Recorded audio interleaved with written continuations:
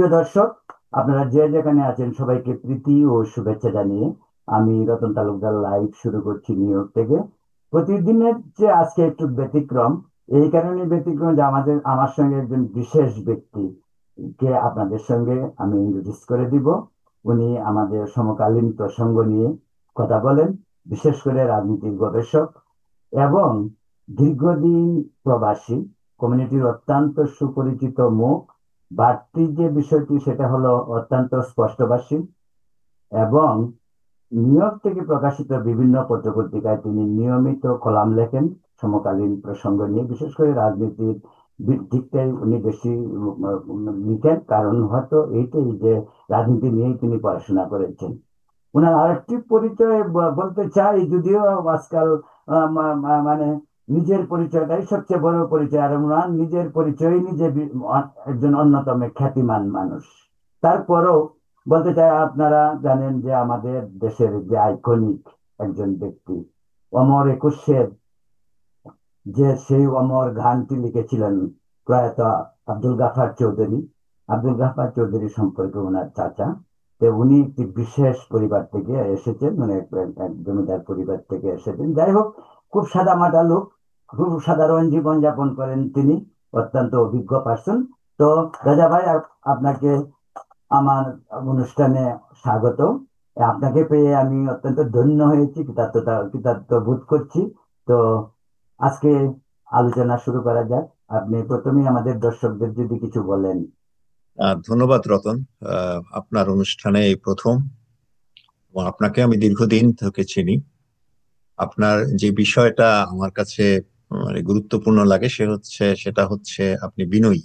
বিনয়ের প্রতি আমার একটা অন্য ধরনের আকর্ষণ বা অন্য ধরনের একটা সৌজন্যতা, অন্য ধরনের একটা ভালোবাসা, এটা সব সময়। আমি ব্যক্তিগতভাবে বিনয়ী না, কিন্তু আমি বিনয়ী লোকদের খুব পছন্দ করি, তাদের কাছে শেখার চেষ্টা করি। তো দেখা যাক, আপনার অনুষ্ঠানে প্রথম আসলাম। আপনার শ্রোতাদেরকে ধন্যবাদ, আপনাকে ধন্যবাদ, আমাকে আমন্ত্রণ জানানোর জন্য আরো অসংখ্য ধন্যবাদ। আমার হ্যাঁ, বিশেষ অবশ্যই অবশ্যই আপনাকে পেয়ে তো আমি নিজেই খুব আপ্লুত, আমি নিজেই খুব গর্ববোধ করছি। তো একটু আলোচনা করি। রাজা ভাই, আপনি জানেন যে আমাদের দেশের যে রাজনৈতিক সংস্কৃতি আপনার কোনো কিছু পরিচিত নয়, আপনি এসব নিয়ে গবেষণা করেন। এই যে বিপ্লব হলো, ছাত্র বিপ্লব যেটাকে জুলাই বিপ্লব বলা হয়, সেই বিপ্লবের পরে আমাদের প্রাপ্তিটা কি ছিল, এবং আজকে এই 10 মাস পর আপনি কি মনে করেন যে আমরা একটি লক্ষ্যের দিকে এগিয়ে যাচ্ছি, যে যে লক্ষ্যটি হইতে পারে আমাদের জন্য আহ সুখকর? আপনার কি ধারণা? ধন্যবাদ রতন। প্রথমত কথা হচ্ছে, এটা বিপ্লব না, এটা একটা অভ্যুত্থান। বিপ্লবের চরিত্র অন্যরকম হয়, এক নাম্বার। দ্বিতীয় হচ্ছে যে প্রত্যাশা তো সবসময় আমাদের একটু বেশি থাকে। আমাদের স্বাধীনতা যুদ্ধের সময় আমাদের একটা প্রত্যাশা ছিল, সেই প্রত্যাশা কিন্তু আমরা পূরণ করতে পারিনি 53 বছরে, তাই না? আপনি যেটা সামাজিক মর্যাদা বলেন, গণতন্ত্র বলেন, পারস্পরিক শ্রদ্ধাবোধ বলেন, এগুলো কিন্তু এস্টাবলিশ হয় নাই। তারপর দীর্ঘদিন ধরে বাংলাদেশে, আপনি আমার চেয়ে তো ভালো জানেন, আপনি একজন প্রখ্যাত সাংবাদিক, আপনার নিজস্ব একটা পত্রিকাও আছে। আপনার ধারণা আমার চাইতেও বেশি, আপনি ডে টু ডে নিউজ রাখেন, আমি তো ডে টু ডে নিউজরা রাখি না। তো যেটা হচ্ছে যে আমরা দীর্ঘদিন একটা অপশাসন, একটা অগণতান্ত্রিক সংস্কৃতি, একটা দুঃশাসনের মধ্য দিয়ে যাচ্ছিলাম একের পর এক। যখন এই দুঃশাসন এমন একটা, আপনার যখন আহ দেয়ালে পিঠ থেকে যায়, তখন হয় আপনি ব্যথা পাবেন অথবা দেয়ালটা ভেঙে পড়বে, দুটো একটা। তো এই ক্ষেত্রে আমরা দেখেছি দেয়ালটা ভেঙে গেছে, তাই না? আপনারাও আঘাত পাইছেন, অন্যরাও আঘাত পাইছে পিঠে, এবং দেয়ালটাও ভেঙে গেছে। তো এইখান থেকে আমাদের কিছু প্রত্যাশা ছিল, এই বুঝি একটা বিশাল কিছু হয়ে গেল। কিন্তু সেই বিশাল কিছু হবার পেছনে আপনার যে, আপনি যদি লক্ষ্য করেন সামাজিক শ্রেণী চরিত্র, রাজনৈতিক শ্রেণী চরিত্রগুলো যদি দেখেন, দেখবেন সেই শ্রেণী চরিত্রে কিন্তু পরিবর্তন হয় না। সাধারণত কি হয়? সাধারণত দেখা যায় সমাজের পরিবর্তনে আপনার বিশেষ করে মধ্যবিত্ত শ্রেণীরা একটা বিশাল ভূমিকা রাখে। এটা আপনি প্রাগৈতিহাসিক কাল থেকে দেখবেন, মধ্যবিত্ত শ্রেণীরা। কিন্তু এই মধ্যবিত্ত শ্রেণীদের মধ্যে যদি আত্মসচেতনতা বোধটা কম থাকে, স্বার্থপরতা যদি কম থাকে, এটা কিন্তু মধ্যবিত্ত চরিত্রের একটা বৈশিষ্ট্য। মানে স্বার্থপরতা, আত্মকেন্দ্রিকতা, মানে এরা হয়তো পেন্ডুলামের মতো, এদিকেও না ওদিকেও না। তো এর ফলে হয় কি, যে সেই মধ্যবিত্ত চরিত্রের একটা অংশই কিন্তু, যেমন ছাত্র সমাজ, তারা এসে এটার একটা আন্দোলনের একটা চূড়ান্ত রূপ দিয়েছে, বিক্ষোভ হয়েছে এবং সেখানে সরকার পতন হইতে, মানে সরকারের পতন করছে, কিন্তু তাদের মধ্যে ওই বৈপ্লবিক চেতনাটা তৈরি হয়েছে বলে আমার মনে হয় না। যেমন দেখেন, এই ছাত্র আন্দোলনের আগেও অনেক ছাত্র আন্দোলন কিন্তু বাংলাদেশে ছিল, তৎকালীন পাকিস্তানে ছিল, কিন্তু সেই আন্দোলনের পরপরই কিন্তু সেই আপনার তৎকালীন ছাত্ররা অনেকেই ক্ষমতার কিন্তু শীর্ষেতে যায় নাই বা ক্ষমতার পরিষদে বসে নাই, আপনার সেরকম অবস্থায় এখন যারা এবারে আন্দোলনের পরপর দেখা গেল যে সেই ছাত্ররাও আপনার উপদেষ্টা হয়ে গেল। সেই উপদেষ্টা হওয়ার মতো বয়স, অভিজ্ঞতা এবং যার সাথে হয়েছেন ডক্টর ইউনূস সাহেব, তার যে লেভেল মর্যাদা, তার যে লেভেলটা। লেভেলটা, সেই অনুযায়ী কিন্তু এরা না। এখানে আসিফ নজরুল সাহেব থেকে আরম্ভ করে আরো অনেকেই উপদেষ্টা পরিষদের সদস্য হয়েছেন যারা ওই লেভেলের না কিন্তু। অতএব তারাও হচ্ছে আপনি যাদেরকে যাদেরকে বলে নাম ধরেই বলা যায়, তারা বেশিক্ষত তাদের কোনো, আপনি যে অতীত ভূমিকা দেখেন, দেখবেন না তারা কখনো সুস্পষ্ট কোনো একটা নীতি বা নৈতিকতার উপর দাঁড়িয়ে কথা বলছে। তারা কখনো পেন্ডুলামের এদিকে কথা বলছে, কখনো পেন্ডুলামের ওদিকে কথা বলছে, সুবিধা অনুযায়ী, তাই না? এবং তারা সবসময় সুরক্ষিত ছিল কোনো না কোনো ভাবে। তারা যখন ক্ষমতায় গেছে, তারা আপনি যে যে জিনিসটা আপনারা আশা করেছিলাম বা আমরা সবাই আশা করেছিলাম, এই বুঝি গণতন্ত্র চলে আসলো, এটাও একটা মনে রাখতে হবে। এত বছরের একটা দুঃশাসন থেকে, অরাজকতা থেকে আপনি চট করে বেরিয়ে আসা সম্ভব না। একটা রাষ্ট্রের সংস্কার হইতে সময় লাগে না, কিন্তু কিন্তু একটা সমাজের সংস্কার হইতে পরিবর্তে অনেক সময় লাগে, দীর্ঘ সময় লাগে, এমনকি শত বছরও লাগতে পারে। তো সেই অর্থে আপনি সমাজকে পরিবর্তন যদি না করেন, আপনি রাষ্ট্র পরিবর্তন করতে পারবেন না। তো আপনাকে আগে সমাজকে পরিবর্তন করতে হবে, আপনার পরিবর্তনের ইচ্ছাটা আপনার নিজের থেকে আসতে হবে, হ্যাঁ আমি পরিবর্তিত হব। কিন্তু সেটা আমরা হই নাই, যার ফলে আমাদের একটার পর একটা ব্যর্থতা। এবং সরকারও ঠিকভাবে জিনিসটাকে যেভাবে হওয়া উচিত ছিল, প্রথমত কথা, আপনি বলছেন যে সংবিধান আপনি বা পুরনো সংবিধান আপনি রক্ষা করতে চান। পুরনো সংবিধান রক্ষা করতে গেলে আপনাকে অনেকগুলো জটিলতা, সাংবিধানিক জটিলতার মধ্যে পড়তে হয়। আপনি পুরনো প্রধানমন্ত্রীকে বের করে দিয়েছেন, হ্যাঁ, বা সে চলে যেতে বাধ্য হয়েছে, এবং আপনি আপনি তৎকালীন এটাকে আপনি মানে মানছেন না, আপনার কি বলে, সরকারকে মানছেন না, সংবিধানকে মানছেন না। অতএব আপনি, ঢুকেন, আপনাকে পাঠানো হয়েছে রেজাবে। তাহলে হ্যাঁ, আপনি ঠিক আছে। এখন পুরনো রাষ্ট্রপতিকে বহাল রাখবেন, পুরনো সংবিধানও চলতে থাকবে। এইভাবে আপনি তো, আপনি যেটা বললেন প্রথমে বিপ্লব, এটা বিপ্লবের চরিত্র না, এটা বিপ্লবের কোনো চিহ্ন প্রকাশ করে না। অতএব আমি মনে করি না এটা কোনো বিপ্লব ঘটছে, এবং এর জন্য যে আমাদের যে প্রত্যাশা বলবেন, সেই প্রত্যাশাগুলো যে পূরণ হয়ে যাবে 1 বছরে, এটা আমার মতে মনে হয় না। এর জন্য সময় দরকার। সেই সময়টা আমাদের আছে কিনা, আমরা দেবো কিনা, প্রশ্নবোধক চিহ্ন। হ্যাঁ, তো না, ভেরি গুড। কিন্তু আমি একটা জিনিস আপনাকে বলি যে এই যে আন্দোলন আপনি বললেন যে এটা বিপ্লব না, সেটা একটা অভ্যুত্থান, অফকোর্স সেটা অভ্যুত্থান। কিন্তু এই অভ্যুত্থানের পরে মানুষের বা ছাত্র সমাজ চেয়েছিল যে একটি অন্তর্বর্তীকালীন সরকার, তাই হলো। সংবিধান অনুযায়ী হলো। রাষ্ট্রপতির কাছেই তারা শপথ নিল। সেনাবাহিনীরও অনুমোদন ছিল, বলতে গেলে অনুমোদন বলছি এই কারণে যে সেনাবাহিনী একটি উল্লেখযোগ্য ভূমিকা তখন পালন করেছে। কিন্তু আজকে 9 মাসের মাথায় বিএনপি বারবার নির্বাচন নির্বাচন বলছে। এটি নির্বাচিত সরকার কি খুব প্রয়োজন নয় কি, আপনার কাছে কি মনে হয়? দেখেন, আপনি যদি এখানে কোনো মানে মানে রাজনৈতিক দলের কোন লোককে আনেন, তারা তাই বলবে। বিএনপি বলেন, জাতীয় পার্টি বলেন, বা এখন একটা নতুন হয়েছে এনসিপি, তাই না, তারা বলেন, তারা কিন্তু তাই বলবে, হ্যাঁ নির্বাচন দেন, নির্বাচন জনপ্রতিনিধির কাছে ক্ষমতা হস্তান্তর করেন, এটা তারা বলবেই। কিন্তু আমার কথা, আমার অভিজ্ঞতাতে বলে না, গত 53 বছরে আমরা তো নির্বাচিত সরকার দেখেছি, দেখেছি না তা তো না।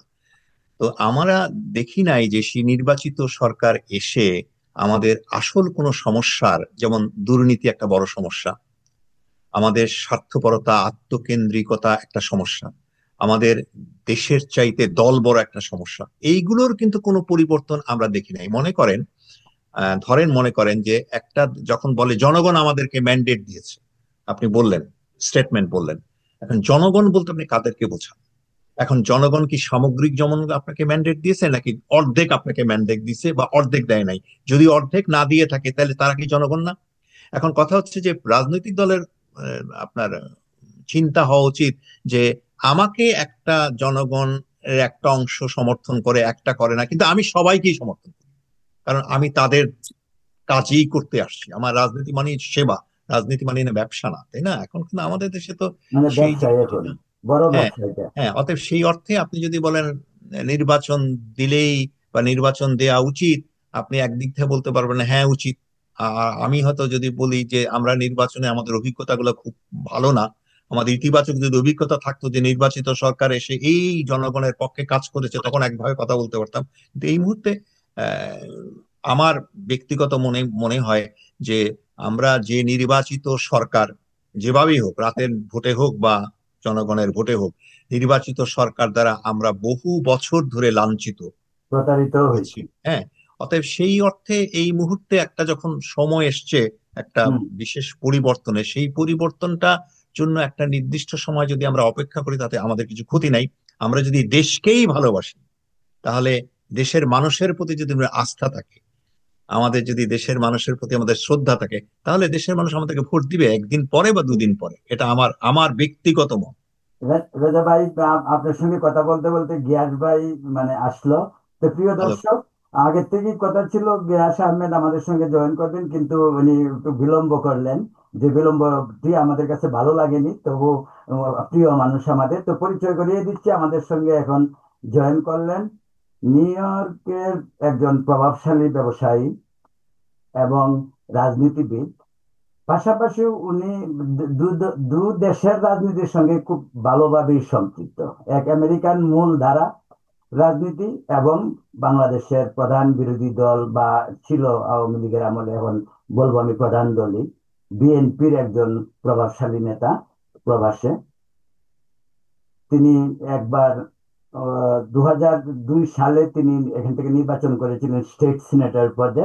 তো বহুমুখী রাজনীতি, সমাজনীতি এবং কমিউনিটি অ্যাফেয়ার্সে তিনি দীর্ঘদিন যাবৎ জড়িত। তো গিয়াস আহমেদ অত্যন্ত সুপরিচিত নাম, এবং রাজা ভাইয়ের সঙ্গেও গিয়াস আহমেদের ভালো পরিচিত। আমরা তিনজনেই বলতে গেলে একে অপরকে খুব ভালো করে চিনি বহু বছর ধরে। তো গ্যাস ভাই, রেজা ভাইয়ের সঙ্গে কথা বলতেছিলাম যে রেজা ভাই, ইলেকশনটা যে মানে যে এই যে আমাদের অভ্যুত্থান, আমি অবশ্য বিপ্লব বলছিলাম, কিন্তু রেজা ভাই বললো যে যে এই যে ছাত্রদের অভ্যুত্থান হলো, অভ্যুত্থানের পরে যে আমাদের প্রত্যাশা ছিল যে কি হবে, কি হওয়ার থেকে এখন পর্যন্ত সবচেয়ে বড় যে বিষয়টা উঠে আসছে আজকে 10 মাসের মাথায়, সেটা হলো নির্বাচনটা কেন হচ্ছে না। এই যে ইউনূস সরকার কি নির্বাচন দিতে চায়, না নির্বাচন নিয়ে কালো কর্তন করে দীর্ঘদিন ক্ষমতায় থাকতে চায়? ধন্যবাদ রতন দা। আসলে আমি দুঃখিত, আমি এখনো অন্য বাসায়, মানে বাসায় বুঝতে পারিনি এখনো। একটা শনি রবি হলে যাওয়া হয় আর কি। তো যাই হোক, আমি দেরিতে হলো আপনার আমন্ত্রণে জয়েন করেছি। আপনাকে ধন্যবাদ। তবে এই যে আলোচনাটা, এটা খুবই দরকার আমাদের, কারণ রাজনৈতিকভাবে আমরা সকলেই প্রায় সচেতন, এবং জনগণকে এই সচেতন করাই হলো আপনাদের কাজ, আমাদের কাজ। যে কথাটা বলছিলেন যে আসলে এই 15 বছর, আমি 17 বছর বলবো, কারণ 1/11-এর 2 বছর ধরে যে 17 বছর বাংলাদেশের মানুষ আহ, সঠিক কোনো ভোট দিতে পারেনি, তার ইচ্ছা মতো কাজ করতে পারেনি। আহ, আওয়ামী লীগ মনে করেন ফ্যাসিস্ট কায়দায় স্বাধীনতার যে চেতনা, গণতন্ত্র, ভোটের অধিকার, সেই চেতনা তারা ভুলুণ্ঠিত করেছে, হত্যা করেছে। তো তারই ফলশ্রুতিতে আপনার এই জুলাই বিপ্লব, এটা একদিনে হয়নি, এটা এই 15 বছর যে হত্যা, আহ, কি গুম, খুন, আয়নাঘর, হ্যাঁ, আপনার এই যে নির্যাতন, সবকিছু মিলেই কিন্তু জনগণ ঐক্যবদ্ধ ছিল। জনগণ ঐক্যবদ্ধ ছিল বলেই আপনার এই জুলাই বিপ্লব সম্ভব হয়েছে। আমি একটা জিনিস এখানে বলতে চাই যে এই 2 মাসে কিন্তু এই গণঅভ্যুত্থানটা হয়নি। কারণ এই গণঅভ্যুত্থান হতে আপনার এই 15টি বছর বিএনপি ক্রস ফায়ারের মুখেও কিন্তু দল ত্যাগ করেনি, আয়নাঘরের গিয়েও দল ত্যাগ করেনি, মানে একটা নিয়মতান্ত্রিক আন্দোলন করেছে। আপনার অনেকে বলে বিএনপি এই এই 15 বছরে কিছু করতে পারেনি, অনেকে বলে কিন্তু, যে ছাত্ররা সব করে ফেললো, এই কথা অনেকেই বলে। কিন্তু আমি বলতে চাই যে 15 বছর তো জনগণকে ধরে রেখেছিল বিএনপি আপনার একটা নিয়মতান্ত্রিক আন্দোলনের মাধ্যমে। তো সেই ক্ষেত্রে আরেকটা উদাহরণ উদাহরণ দিতে চাই আমি, যে দামি নির্বাচনে আমাদের ভারপ্রাপ্ত চেয়ারপারসন তারেক রহমান বলেছিলেন জনগণকে যে আমরা এই সরকারকে বয়কট করলাম, নির্বাচন বয়কট করলাম, আপনারা ভোট কেন্দ্রে যাবেন না, দেখেন 90% জনগণ কিন্তু যায়নি, ভোট কেন্দ্রে যায়নি। দ্যাট মিন জনগণকে যে ঐক্যবদ্ধ করার যে যে কাজটি, সেটা কিন্তু আমাদের বিএনপি করেছে। এখন এই ফ্যাসিস্ট সরকারকে মানে মানে পতন ঘটাতে হলে একটা বিপ্লবের প্রয়োজন। শুধু নিয়মতান্ত্রিক আন্দোলন করে বিএনপির মতো একটি দল নিয়মতান্ত্রিক আন্দোলন করে এই ফ্যাসিস্ট সরকার, যেখানে ভারত ডাইরেক্টলি তাকে সমর্থন দিয়েছে, এবং ভারতীয় ভারতীয় গোয়েন্দা সংস্থা, ভারতীয় এবং বাহিনী বাংলাদেশের ভিতরে বিভিন্ন ইভেন থানায়, ডিজিএফআই এর ভিতরে তারা বসে আছে। তো সেই ক্ষেত্রে এই জগদ্দল পাথরের মতো চেপে থাকা এই দলকে, এই সরকারকে বিএনপি নিয়মতান্ত্রিক ভাবে সরাতে পারে না, স্বাভাবিক কারণে পারে না। সেখানে একটা গণ অভ্যুত্থানের প্রয়োজন ছিল। তো গণ অভ্যুত্থানটা যে ছাত্ররা সামনে এসেছিল, ছাত্ররা একটা তাদের দাবি ছিল আপনার মানে সংস্কার, কোটা সংস্কার। তো কোটা সংস্কার যদি শেখ হাসিনা মেনে নিত, তাহলে কিন্তু ছাত্ররা কিন্তু আর আন্দোলন করে না। কারণ আপনি দেখেছেন শেখ হাসিনা তার যে একটা গোঁড়ামি, তার যে মানে একনায়কতান্ত্রিক মনোভাব, সে ছাত্রদের সে ন্যায্য দাবিও সে মানেনি। তার ফলে দাবি দাবি শেষের দিকে মেনে নিয়েছিল, কোর্টে রায় দিয়েছিল। না, ওটা তো টু লেট, হ্যাঁ, ওটা টু লেট, সেটা যে টু লেট, হ্যাঁ, টু এটা লেট। হতে পারে। কিন্তু তো আপনি যে সেক্ষেত্রে বলেন যে এখন কি ইউনূস সরকারের আন্ডারে বিএনপির যে নির্বাচন, কালকেও বিএনপির মিটিং হলো, কিন্তু নির্বাচন নিয়ে তেমন কোনো কথা হয় না, সেই গতানুগতিক কথা। তো উনি কালক্ষেপণ করতেছেন কি কি কারণে? ইলেকশন দিতে চাচ্ছেন না কেন? আর সেটাই সেটাই বলছি, যে মনে করেন আমার কথা শুনতে পাচ্ছেন? হ্যাঁ, হ্যাঁ, হ্যাঁ। ক্লিয়ার। ওই মাঝে মাঝে একটা কল আসে, ডিস্টার্ব হয়। তো সেই ক্ষেত্রে সেটাই মানে বলতে যাচ্ছি যে এই গণঅভ্যুত্থানের ফলে এই আপনার ডক্টর ইউনূস একটি ভুল করেছে আমি মনে করব। ডক্টর ইউনূস সাহেব আহ, আপনার ছাত্রদেরকে উস্কানি দিয়েছেন একটি দল গঠন করবার জন্য। আমরা এই ছাত্ররা কিন্তু বাংলাদেশের ইতিহাসে তার আগেও 52 থেকে শুরু করে 69, 71 বলেন, 90 বলেন, ছাত্ররা কিন্তু আন্দোলনটা করেছে, সবসময় না, ছাত্ররা আন্দোলন এই করে। কথাটা কিন্তু রেজা ভাই, আমি একটা মিনিট আপনাকে, হুম। 30 সেকেন্ড, রেজা ভাই কিন্তু এই কথাটা বলছে যে এর আগেও যে ছাত্র আন্দোলনগুলি হয়েছে, ছাত্ররা কিন্তু আন্দোলন করার পরে উপদেষ্টা সরকারে জয়েন করা এগুলিতে যায়নি। কিন্তু এখন সরাসরি হয়তো এই যে আপনি যেটা বললেন যে ডক্টর ইউনূসই তাদেরকে রাইট। দলে তো আনছে এবং একটা দল গঠন করার জন্য উনি আস্কারা দিচ্ছেন রাইট, ওনাদের। তো উনি এই দল, এইটাই হলো আমার মনে হয় সবচেয়ে বড় মিস্টেক উনি করেছেন। এবং ছাত্রদেরকে উস্কানি দিয়ে, এবং হান্নান মাসুদ নামে একজন ছাত্র নেতা কিন্তু বলেছে যে আমাদেরকে আম, আমাদেরকে জোর করে আনা হয়েছে, আমরা আসতে চাইনি। এটা একাধিক একাধিক সমন্বয়কারী এই কথা বলছেন। Right, right. তো সেই ক্ষেত্রে আমি বলবো, এবং যেহেতু তাদেরকে রাস্তায় আনা আনা হয়েছে, তাদের সাথে কিন্তু সমস্ত ছাত্ররাও নেই। মানে এই যে 4-5 জন সমন্বয়ক, তারা এটা করেছে। এবং আপনি জানেন যে এখন তারা যে যে সমস্ত দাবি দাওয়া করছে, তারা যখন মানে মানে মব জাস্টিস করে, তাদেরকে পুলিশ মানে সমর্থন দিচ্ছে। আবার অন্যদিকে দেখেন মানে জগন্নাথ বিশ্ববিদ্যালয়ের ছাত্ররা দাবিতে, তারা যখন ন্যায্য দাবি করছে, সেখানে পুলিশ তারপরে আপনার ইশরাক হোসেন লাঠিচার্জ ব্যাপারটা করছে।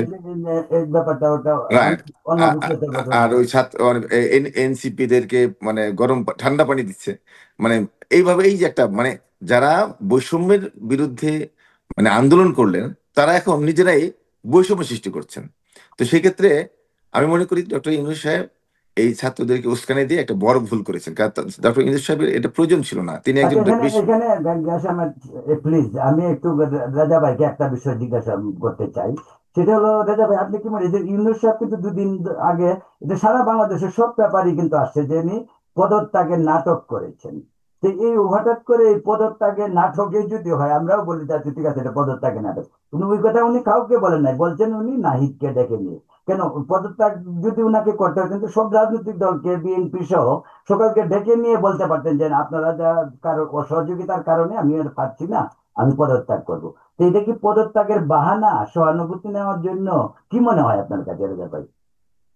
দেখেন, শেখ হাসিনা, ইউনূস তো রাজনীতিবিদ না, উনি একজন ব্যবসায়ী বলতে পারেন, তাই না? Like a Donald Trump, but there is a lot of difference.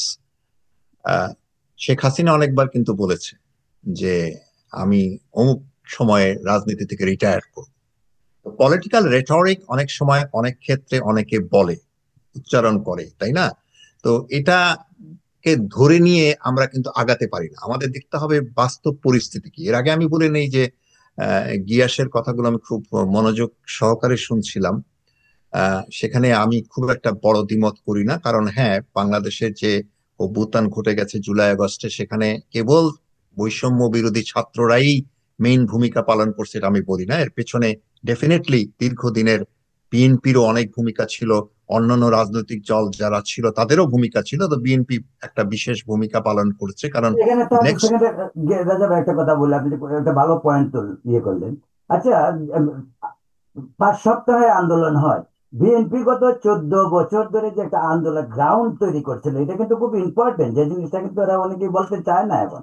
আন্দোলনটা বিএনপি যেভাবে গত 14-15 বছর ধরে করে আসছিল, যেটা ইসেও বললো, গিয়াস সাহেব বললো যে তারা ধরে রেখেছিল, এবং আপনি ওটা মেনশন করলেন, আপনি বলেন এখন। হ্যাঁ, তো এখন কথা কি, মানে তারা আন্দোলন করেছে কিন্তু ক্যাশ করতে পারেনি আন্দোলন। ঠিক আছে। যেমন ধরেন, যেহেতু আমি, গিয়াস সাহেব যেহেতু একটা দলের প্রতিনিধিত্ব করেন, ওনার ভাষ্যের সাথে আমার ভাষ্য হয়তো এক হবে না, কারণ আমি একজন সাধারণ নাগরিক, আমার কোনো দল প্রীতি নাই, কখনোই ছিল না। ছাত্র জীবনে আমি রাজনীতি করিনি, রাজনীতি অধ্যয়ন করি, আমি সমাজ বিজ্ঞানের ছাত্র। অতএব তার সাথে আমার হয়তো সব দিকে আমার মিল হবে না। যেমন ধরেন, আমি বিনীত শ্রদ্ধা সহকারে বলতে পারি যে বিএনপির অনেকগুলো সুযোগ ছিল তাদের আন্দোলনকে ক্যাশ করার, সেগুলো বিএনপি করতে পারে না, যে কোনো কারণেই হোক না কেন।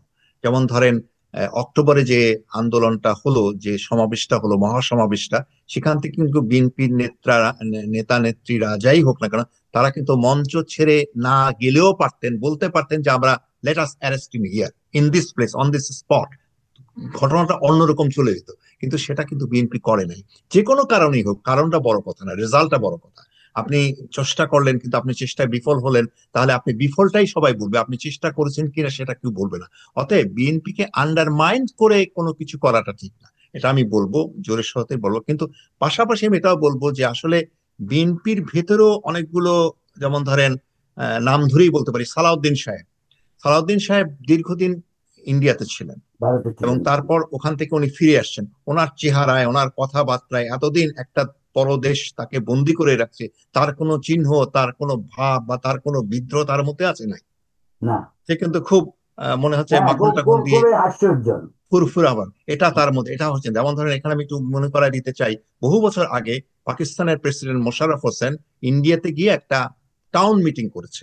সেখানে ইনি ইন্ডিয়ার মুসলমানদের এবং হিন্দুদের সবার উদ্দেশ্যে একটা কথা বলছে। তখন ওখানে একজন ইন্ডিয়ান নাগরিক, মুসলমান নাগরিক, সে দাঁড়ায় বলছে, এই কিছুদিন আগে আপনি ভিডিও চেক করলে পাবেন, ইউটিউব চেক করলে পাবেন, বলছে যে মিস্টার মোশাররফ, সেইভাবে বলছে, মাননীয় টাননীয় কিছুই বলে নাই, মিস্টার মোশাররফ, আপনি যে কথাগুলো এখানে বয়ান করছেন সেটা আপনি পাকিস্তানে গিয়ে বলেন। ভারতের কোনো মুসলমানদেরকে আপনার বয়ান দেওয়ার দরকার নাই, বা আপনার কোনো বক্তৃতা দেওয়ার দরকার নাই। তারা কি করবে? তারা, ভারতের মুসলমানরা ভারতকে রক্ষা করে, ভারতের মুসলমানকে রক্ষা করার জন্য enough. What it does mean, that means হচ্ছে দেশপ্রেম।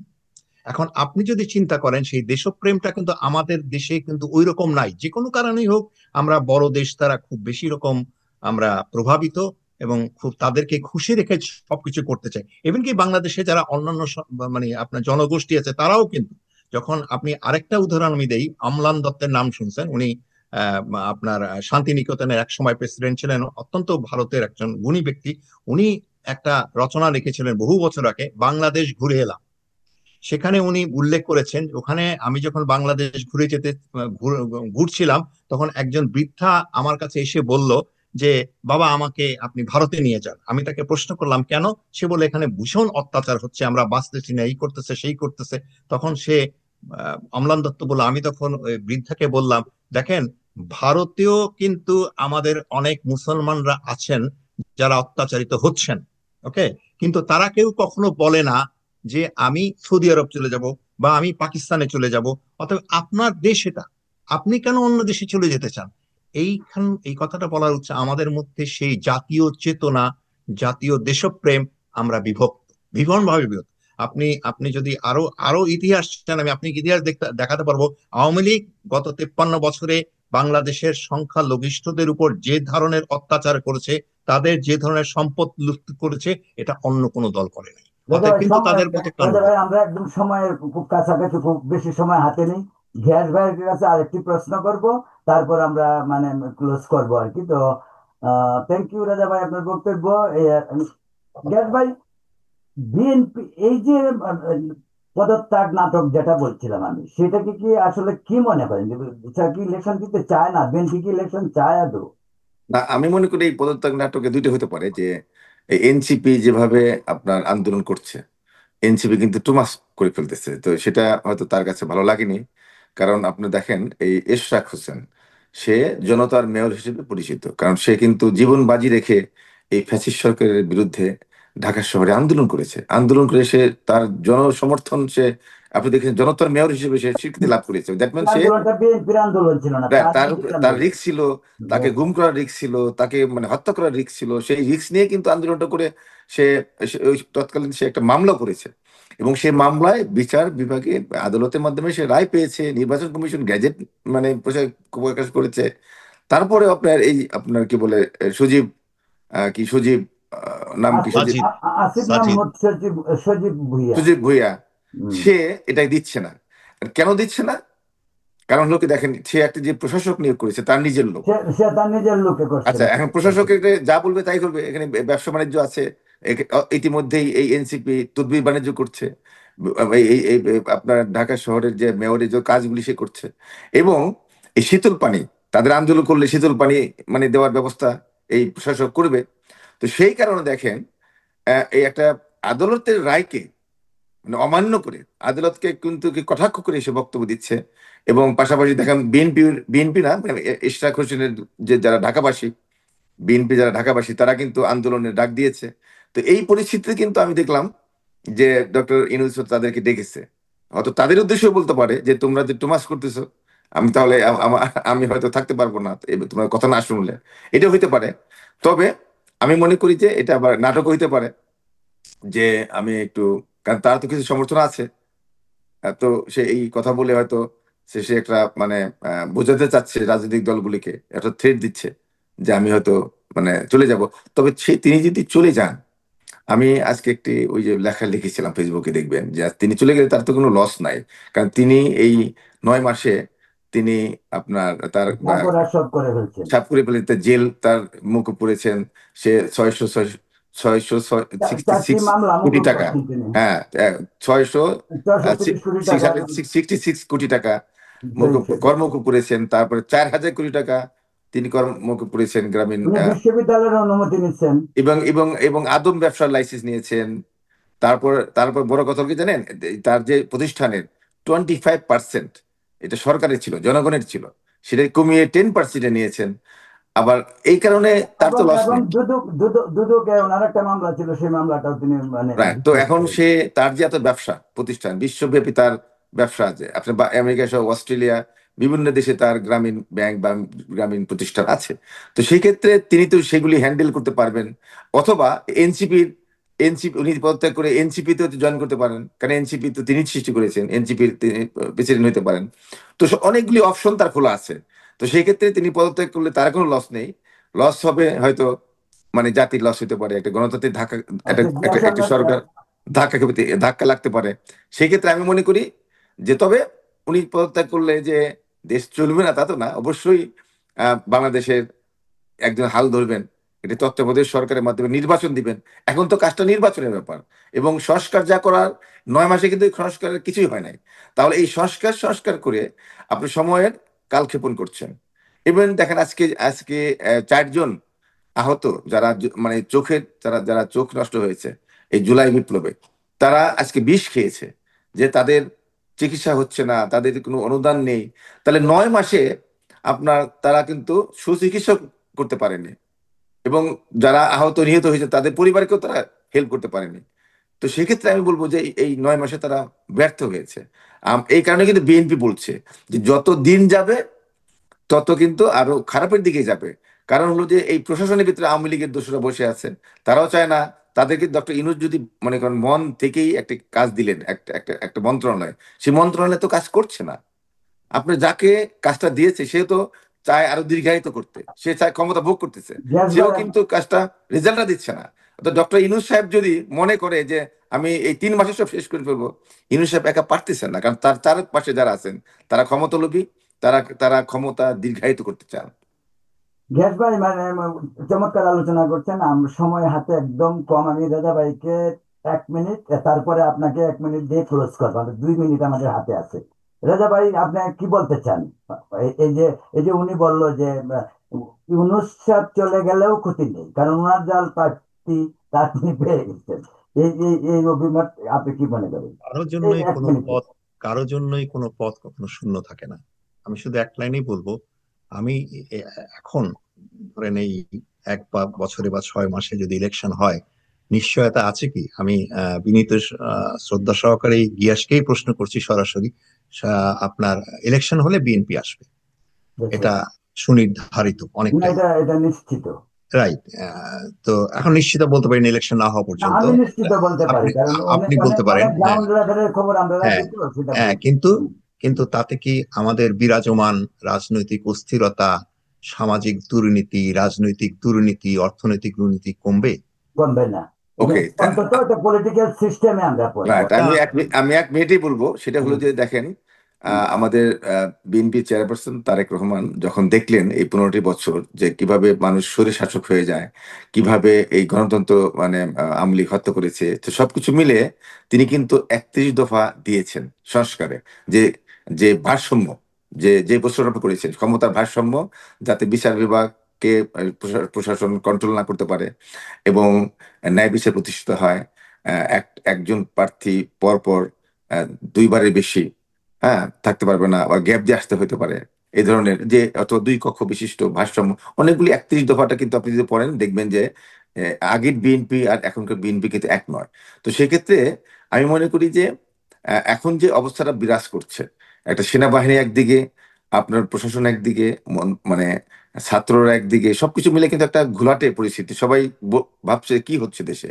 তো এই প্রশ্নটা আসবে কেন, কি হচ্ছে দেশে, এই ধরনের একটা মন্তব্য করবে কেন মানুষ? সেই কারণে আমি মনে করি যে এই দ্রুত একটা সংস্কার করে, মানে নির্বাচন কমিশনটা অন্ততপক্ষে স্ট্রং করে, আর রাজনৈতিক দলগুলির ঐক্যমতের ভিত্তিতে, যেগুলি সকলে ঐক্যমত আছে, বিতর্কিত হয়তো বিএনপি বলছে একটা, জামাত বলছে একটা, ছাত্ররা বলছে একটা, এগুলি হয়তো বিভিন্ন জনের বিভাজন আছে, ওকে এগুলি বাদ দিয়ে যেই মূলনীতিগুলি সকলে একমত, সেগুলিকে বাস্তবায়ন করে, আর যেগুলি একমত না সেগুলি রাজনৈতিক দল যারা আসবে ক্ষমতায় তাদের হাতে ছেড়ে দিলে হলো। তো এইভাবে একটা আমি মনে করি যদি নির্বাচন দেওয়া হয়, তাহলে আজকে যে সেনাবাহিনী একদিকে, আপনার প্রেসিডেন্ট একদিকে, মন্ত্রণালয় একদিকে, ছাত্ররা একদিকে, সাংবাদিকদের মধ্যে গুঞ্জন কি হচ্ছে দেশে, এই জিনিসটা তো থাকবে না। আজকে বিনিয়োগ হচ্ছে না, কারণ একটি তত্ত্বাবধায়ক সরকারের মানে অধীনে যখন সরকার থাকে, তখন বিদেশিরাও কিন্তু মানে বিনিয়োগ করতে চায় না। তো সেই ক্ষেত্রে আমি মনে করবো যত দ্রুত নির্বাচন হবে সংস্কার করে, ততই বাংলাদেশের জন্য মঙ্গল হবে। প্রিয় দর্শক, আপনারা এতক্ষণ দেখছিলেন আমাদের কমিউনিটির দুজন বিশিষ্ট ব্যক্তির সাথে রতন তালুকদার লাইভে তাদের অভিমত, সমকালীন প্রসঙ্গ নিয়ে তারা কথা বললেন। আমি ধন্যবাদ জানাতে চাই আমার শ্রদ্ধেয় মাহমুদ রেজা চৌধুরী সাহেবকে, এবং আমার স্নেহভাজন গিয়াস আহমেদ। গিয়াসকে আমি অনেক বছর যাবৎ চিনি, তাকে আমি অভিনন্দন জানাতে চাই। এবং পরবর্তীতে আবার আমরা আসবো, ডিটেলস আলোচনা আরো সময়ের প্রয়োজন পড়ে। পরবর্তীতে আমরা আবার আপনাদের সামনে হাজির হব। আপনারা যে যেখানে আছেন সবাই ভালো থাকুন, সুস্থ থাকুন। শুভরাত্রি। Thank you.